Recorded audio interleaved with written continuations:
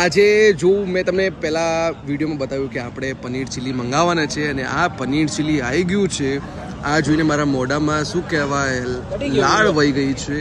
અને હું પાર્થભાઈને કહીશ અહીંયા કેમ આવ્યા અને કેવી રીતે આવ્યા મારા ભાઈ મને કહેશે અને તમને પણ કહેશે. હો, આપણે આવ્યા હતા તો દવાના કામથી મેડિસિન માટે, પણ અચાનક પ્લાન બની ગયો તો આપણે અહીંયા આવ્યા છીએ ગપ્પા ગાર્ડનમાં. તમે જોઈ શકો છો, બતાવો વ્યૂ, ફ્રન્ટ વ્યૂ ને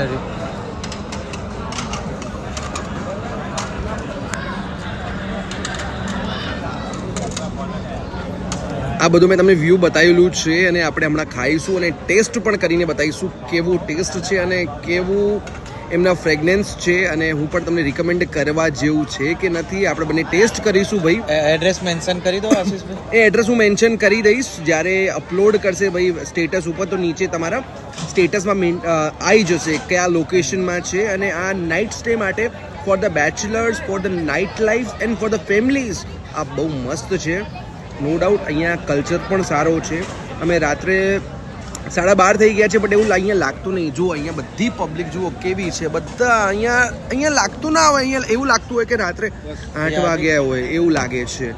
તો હમણે ખાઈશું અને તમને કહીશું અને તમે પણ આવશો, જેમ કે હું મારા ભાઈ સાથે આવ્યો કે તમે પણ આવશો અને મોજ માણશો. બિકોઝ લાઈફ બહુ નાની છે, ક્યારે ખતમ થઈ જશે તમને નથી ખબર.